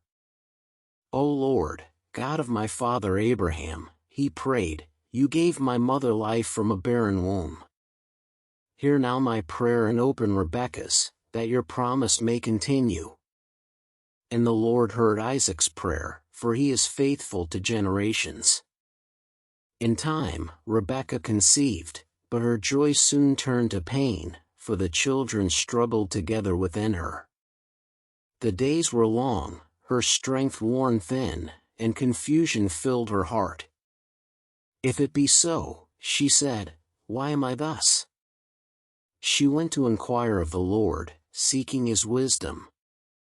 And the Lord spoke to her, saying, "Two nations are in your womb, and two manner of people shall be separated from your bowels. The one people shall be stronger than the other, and the elder shall serve the younger." His words echoed through her spirit, a prophecy wrapped in mystery. Even before their birth, destiny stirred in her womb, and the hand of God was shaping the story of nations. The time came for her to give birth, and the tent was filled with the cries of life and pain and faith. The first child came out red, all over like a hairy garment, and they called his name Esau. Afterward came his brother, and his hand took hold of Esau's heel as if unwilling to let go. So his name was called Jacob, which means the one who grasps the heel, a name that would carry both struggle and blessing. Isaac was 60 years old when they were born.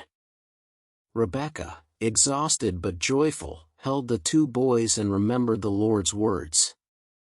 "Two nations," she whispered, looking from one face to the other, "and the elder shall serve the younger." The boys grew, and their differences became clear. Esau became a cunning hunter, a man of the field, strong and wild like the earth he roamed. Jacob was a quiet man, dwelling in tents, content to tend the flocks and ponder in silence. Isaac loved Esau, for the game he brought filled his heart with pride and his table with meat. But Rebekah loved Jacob, drawn by the mystery that surrounded him and the promise spoken before his birth. Between them, a quiet tension began to weave its threads, not of hatred, but of divine design. One day, Esau returned from hunting, weary and faint, his skin burnt by the sun. Jacob was cooking a pot of red stew, rich and fragrant. Esau said, "Feed me, I pray you, with that same red pottage, for I am faint." Jacob, his eyes calm but cunning, said, "Sell me this day your birthright." Esau laughed bitterly. "Behold, I am at the point of death, what profit shall this birthright do to me?" Jacob answered, "Swear to me this day." And Esau swore unto him, selling his birthright for a meal of bread and lentil stew. Thus Esau despised his birthright, trading the blessing of eternity for the comfort of a single meal. Jacob watched silently as his brother ate, the weight of destiny shifting quietly from one hand to another. As the years passed, the division between the brothers deepened. Esau grew powerful, beloved of his father for his strength, yet careless in spirit. Jacob, though gentle, carried within him the seed of purpose, guided by the unseen hand of heaven. Rebekah, still remembering the prophecy, often watched her sons and whispered prayers into the night. "O Lord," she said, "let your will be done, even if it breaks my heart." Isaac, growing old and his eyes dim with age, saw his legacy before him, 2 sons, 2 paths. The tents of Abraham were now his, the covenant his to guard. But he did not yet see the greater plan unfolding, that the God who calls would again choose not by strength or birth order, but by grace and purpose. In those quiet years, the family of promise lived under the shadow of the Almighty. The winds that once whispered over Abraham's tent now carried the voices of his grandchildren, one strong and fiery, the other calm and thoughtful. Yet above their differences, one truth remained: the covenant was alive, flowing through the blood of Isaac's sons, waiting for the moment when destiny would call again. The story of Esau and Jacob had only begun, a story of struggle and mercy, of deceit and divine design, where love and faith would clash and reconcile, shaping the lineage that would one day bring forth the nation of Israel. And even as Rebekah watched her sons sleeping, her heart heavy with both love and fear, she knew that the God who spoke to her before their birth was still watching, still weaving his perfect plan through the fragile threads of human hearts. The sun was low over the hills of Canaan, its golden light bathing Isaac's tents in stillness.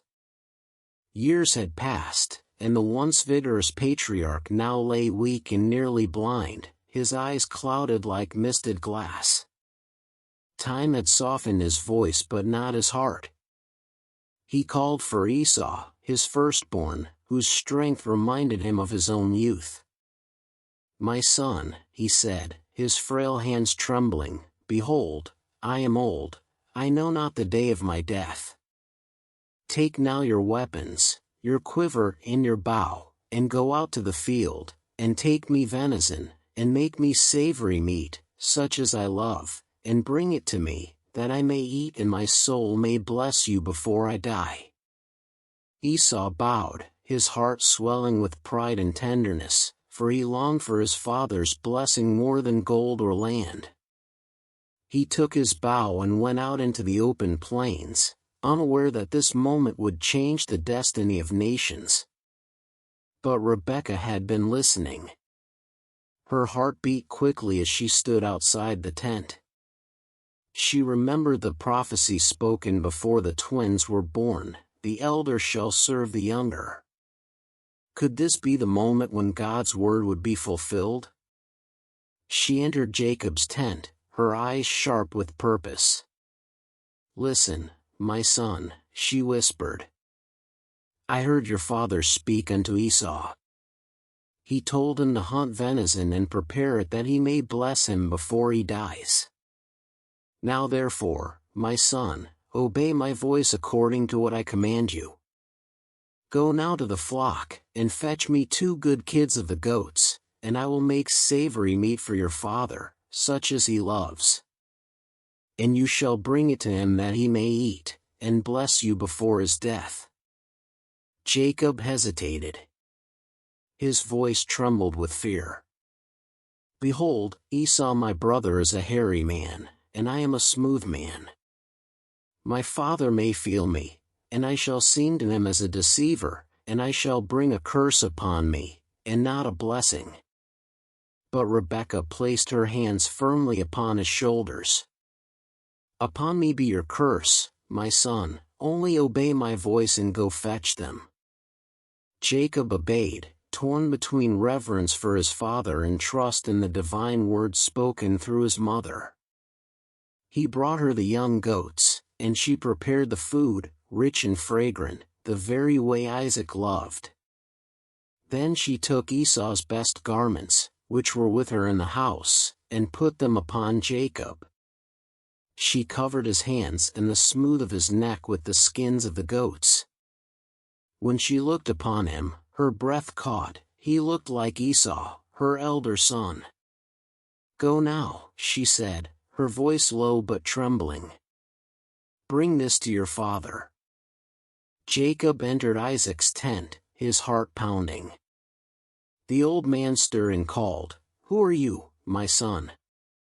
Jacob swallowed and said, "I am Esau, your firstborn. I have done according as you told me. Arise, sit and eat of my venison, that your soul may bless me." Isaac's cloudy eyes turned toward the sound of his voice. "How is it that you have found it so quickly, my son?" Jacob answered, "Because the Lord your God brought it to me." Isaac hesitated, suspicious. "Come near, I pray you, that I may feel you, my son, whether you be my very son Esau or not." Jacob came close, trembling as Isaac's hands moved over his arms and neck.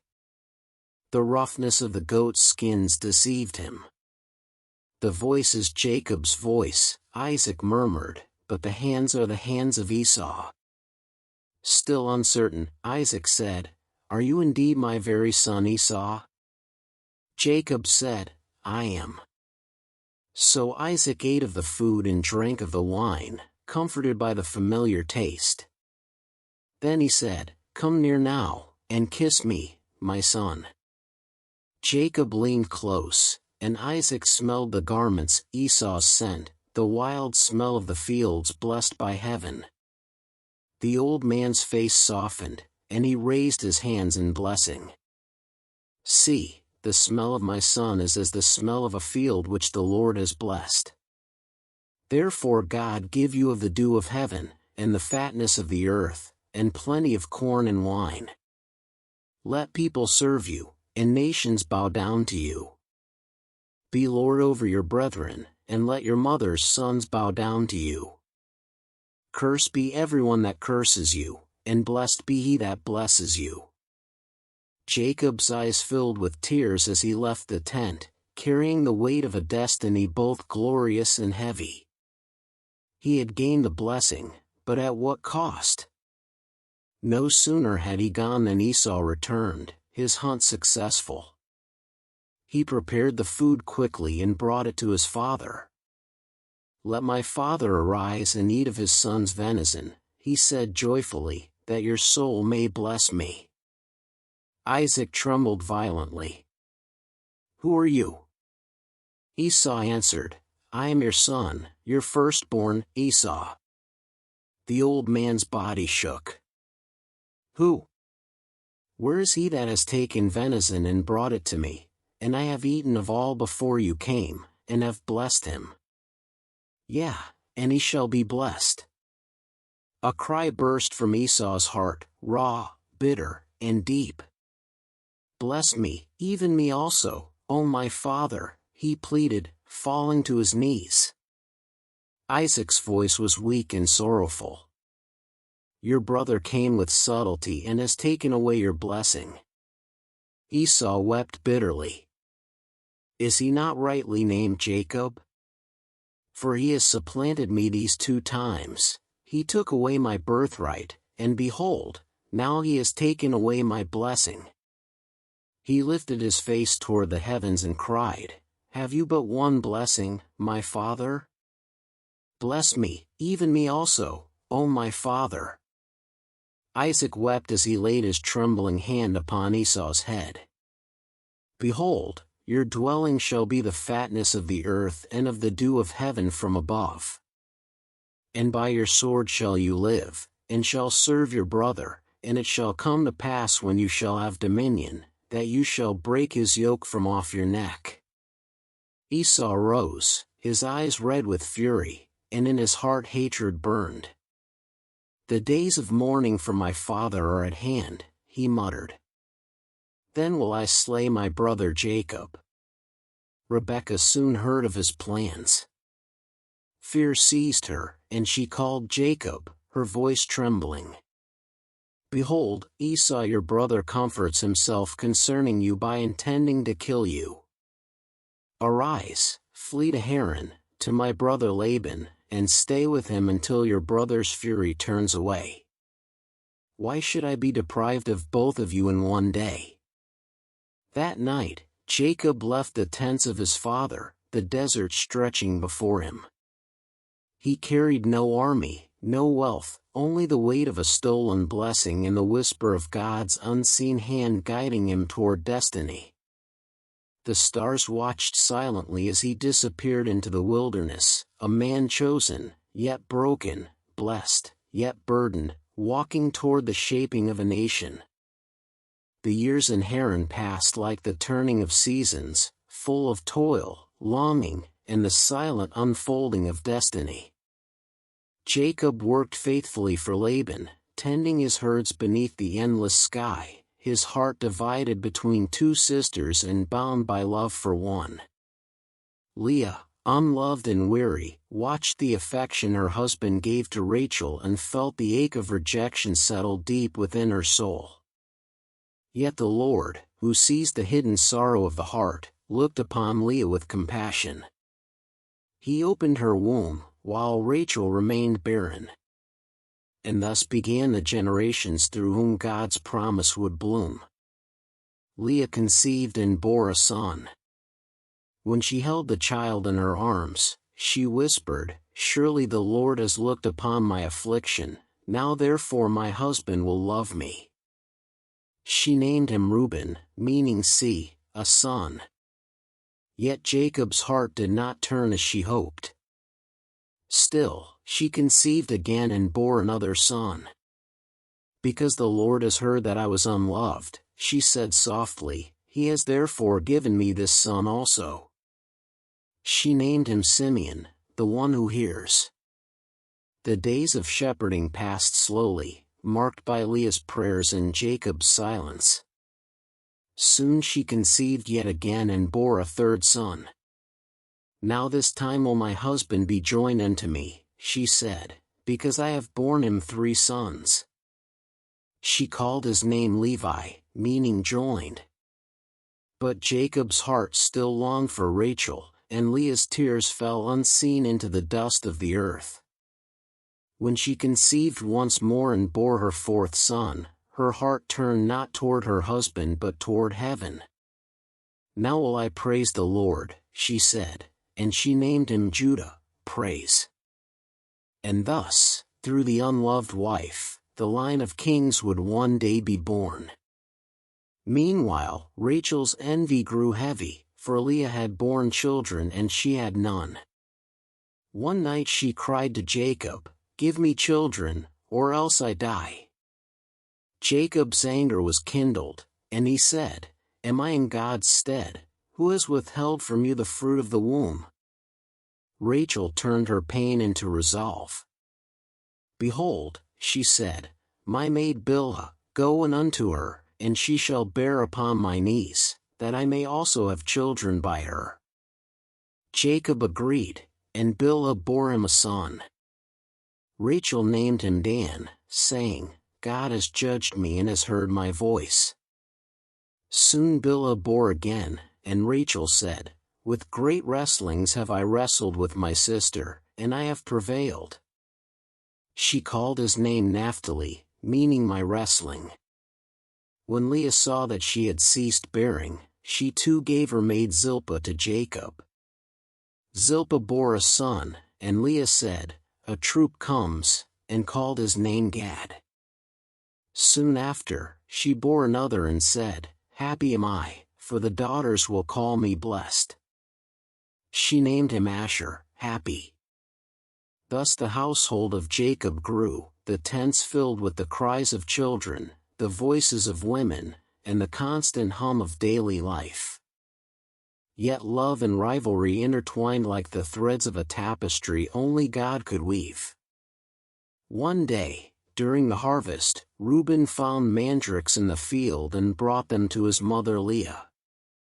Rachel saw them and said, "Give me, I pray you, some of your son's mandrakes." Leah replied bitterly, "Is it a small matter that you have taken my husband? And would you take away my son's mandrakes also?" Rachel said softly, "He shall lie with you tonight for your son's mandrakes." That evening, when Jacob returned from the field, Leah met him and said, "You must come in unto me, for surely I have hired you with my son's mandrakes." Jacob went to her, and God heard Leah once again. She bore a fifth son and said, "God has given me my hire, because I have given my maid to my husband." She called his name Issachar. Later she bore a sixth and said, "God has endowed me with a good dowry, now will my husband dwell with me." She named him Zebulun. Afterward, Leah bore a daughter and called her Dinah. Then, after many years of barrenness and tears, God remembered Rachel. He heard her cry and opened her womb. When she conceived and bore a son, her laughter returned, bright as the morning. "God has taken away my reproach," she said. She called his name Joseph, meaning may he add, for she said, "The Lord shall add to me another son." Jacob lifted the boy into his arms, his heart overflowing with joy and gratitude. The child of his beloved Rachel had come at last, and hope renewed its song in his heart. With each passing year, Jacob's household grew, his flocks multiplied, and his sons played among the hills of Haran. He taught them of Abraham's God, the one who had called their forefathers from distant lands, the one who spoke through dreams and covenants. Around the campfires at night, Jacob would tell them of the ladder he had seen reaching to heaven, and the boys would listen, their eyes wide with wonder. Little did they know that through their lives, the world itself would one day be shaped. Though his years in Haran were marked by both blessing and struggle, Jacob knew that God's hand was upon him. The tents of his family were filled with laughter, but beneath it flowed the deeper sound of destiny, the promise first spoken to Abraham now taking flesh in the sons of Jacob. Each name was a prophecy, each birth a step in the unfolding of the covenant. The 12 sons, born of love, rivalry, and divine design, would one day form the tribes of Israel, the chosen people through whom salvation would come. And as Jacob looked upon his children under the starlit sky, his heart swelled with gratitude. "O Lord," he whispered, "you have been faithful in all things. You have blessed me beyond my strength, and through my sons, your promise lives. The wind moved softly through the tents, carrying his words heavenward, and the God of Abraham smiled upon him, for the covenant had not faltered, and the story of his chosen people was only beginning. After 20 long years in Haran, Jacob's heart began to stir with restlessness. The land that had once been a refuge now felt like a prison, and the voice of God whispered again in his spirit, calling him home. One night, as he looked across the quiet fields where his flocks grazed under the moonlight, he felt the same presence he had known at Bethel, the God of his fathers, the keeper of promises. And the Lord spoke to him in the stillness, saying, Return to the land of your fathers and to your kindred, and I will be with you. The words filled him with both hope and fear. He remembered Esau's anger, the vow of revenge that still lingered like a shadow, but he also remembered God's faithfulness. If you are with me, Jacob whispered, then I will go. The next morning, Jacob called Rachel and Leah into the field where his flocks were feeding. I see your father's countenance, he said softly, that it is not toward me as before, but the God of my father has been with me. You know how I have served your father with all my strength, yet he has deceived me and changed my wages 10 times, but God has not allowed him to hurt me. He told them of the dream in which the angel of God had spoken, showing him the speckled and spotted flocks that the Lord had multiplied as his reward. Now arise, he said, let us go, for God has spoken that I must return. Rachel and Leah looked at one another and answered with quiet resolve, Whatever God has said unto you, do. So Jacob rose, gathered his children, his wives, and all his possessions, and set his face toward Canaan. They packed their tents, loaded the camels, and began their journey while Laban was away shearing his sheep. Unknown to Jacob, Rachel had taken her father's household idols, still clinging to pieces of her old world. When Laban returned and learned of their departure, his anger flared. He pursued Jacob for 7 days, overtaking him in the mountains of Gilead. But that night, as Laban slept, God appeared to him in a dream and said, Take heed that you speak not to Jacob either good or bad. At dawn, Laban confronted Jacob. What have you done, he cried, that you have stolen away unawares to me and carried away my daughters as captives taken with the sword? Why did you flee secretly and not tell me, that I might have sent you away with mirth and with songs, with tabret and with harp? Jacob answered, Because I was afraid, for I said, Peradventure you would take your daughters from me by force. Laban's face darkened. Why have you stolen my gods? Jacob, not knowing of Rachel's deed, replied, With whomever you find your gods, let him not live. Laban searched every tent but found nothing, for Rachel had hidden the idols in the camel's furniture and sat upon them. After the search, Jacob's patience broke. These 20 years I have been with you, he said. Your ewes and she-goats have not cast their young, and the rams of your flock I have not eaten. Thus have I been in the day the drought consumed me, and the frost by night, and sleep departed from my eyes. If the God of my father had not been with me, surely now you had sent me away empty. But God has seen my affliction and rebuked you last night. Laban's anger faded. He saw the truth in Jacob's words and the power of the God who protected him. So he said, Come now, let us make a covenant, you and I. They gathered stones and set up a pillar, calling the place Mizpah, which means watchtower, for Laban said, The Lord watch between me and you when we are absent one from another. They swore peace and parted. Laban returned to Haran, and Jacob continued toward Canaan with his family.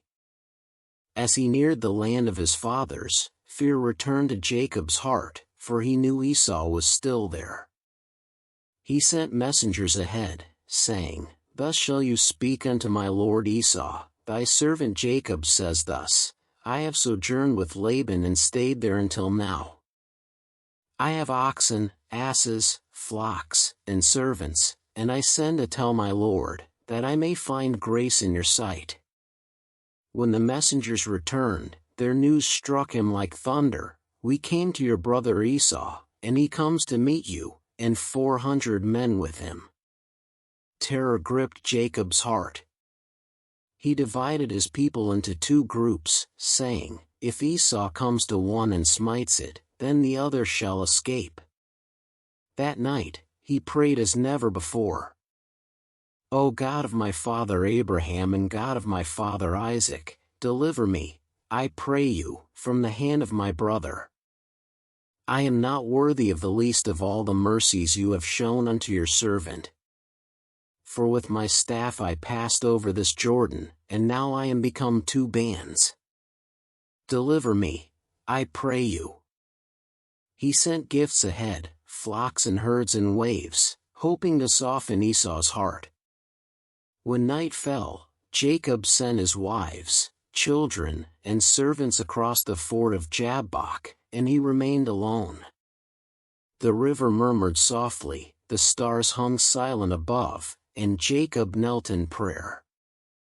Then, from the shadows, a figure approached, a man, yet not a man. Without a word, they wrestled, their struggle fierce and mysterious, lasting through the long hours of night. The dust rose, the water rippled, and Jacob clung to his opponent with desperate strength.